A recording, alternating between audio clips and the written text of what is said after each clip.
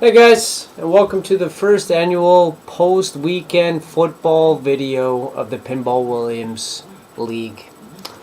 I'm your host, Orange Julius, or aka Chick Bogles, Brandon Margie, Cap Muji, etc., etc., etc., etc.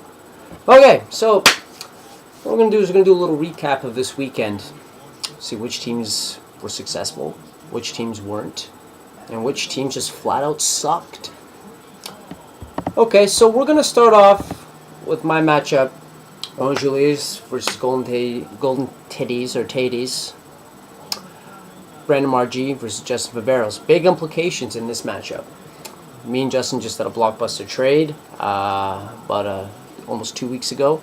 So the question was, which one of our players was going to come and bite us in the ass?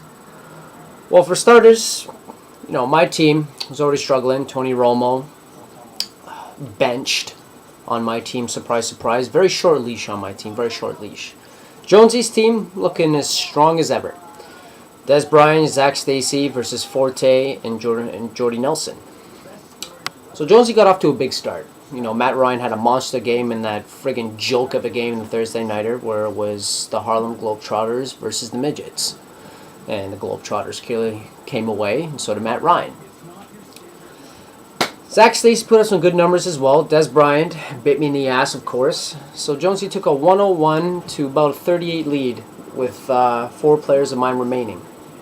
Big boys. These are the big guys that were going to help me. Kirk Cousins, solid start. It was risky, but I started him, and he led me to the promised land.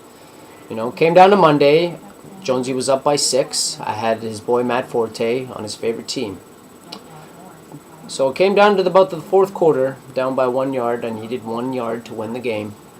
And Forte came through, squeaking me past Jonesy 103 to 101.5. Yeah, blowout of the week, Fluff? Solid, good call. You can definitely call the games and choose your teams. Let's move on, though. Next matchup was a battle of the basements. We had Jamie versus Merced. Both teams with very respectable teams, players just aren't performing. The question was which one was going to get their first win and which one was going to go the next week hating their life. Well, this one wasn't exactly close, as Drew Brees, after a slow start, finally came to play, and my Panthers really let Jamie down by shitting the bed. Merced wins by no doubter, 78.5 to 64.5. Good job, Merced. Jamie, just like the Oakland Raiders, can't catch a break. Moving on. This one had potential to be a gem. Corey and Fluff. I'm lying, it wasn't. But 2 things did happen in this matchup. The question was, which two things were there, and were they true? Did Fluff get his second win? And did Bishop Sankey finally do something? Which one of those are true? Now, if you pick Fluff to win, I'm sorry, but you're sadly mistaken. Let's be honest here. But Bishop Sankey, ladies and gentlemen, 66 points, 60 yards, 3rd round draft pick, attaboy Fluff, he's on your bench. Then there's Corey, who decided to start Roddy White. Man, did he have a hell of a game. Man, the way that guy treaded to the locker room was just amazing. I've never seen somebody walk that fast back to the locker room. 0 points for Roddy White, but a big, big game from DeMarco Murray and Colin Kaepernick results in what I'm calling the blowout of the week. 81.5 to 55. Fluff, your team is worse than trash. Moving on, though, to Alan versus Mike Pereira. Both teams struggling right now. Both GMs in talks with trades. I've heard Mike is getting close to getting rid of Aaron Rodgers again. And Alan's finding it hard to trust Tom Brady. So those 2 go head-to-head. This one was pretty close, as both Brady and Rodgers did not come to play. But a strong game from Jerry Macklin from Milan put him ahead.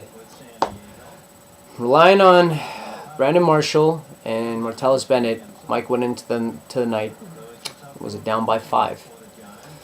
So Brandon Marshall, questionable, no points. Then it came down to Martellus Bennett, who absolutely lit it up, leading the Bears to a win, and eventually Mike to his second victory of the week. Good job, Mike. Alan, gotta start Nick Foles. So down to the biggest matchup of the week, in my opinion. Eli and Nick, the two juggernauts. The two men that have not lost yet. Big implications in this matchup. The future of the NFL, Andrew Luck, versus the present future of the NHL. Versus the present man of the NFL, Peyton Manning. So, youth versus an old son of a bitch. And Andrew Luck outplayed Peyton Manning. He outplayed him big.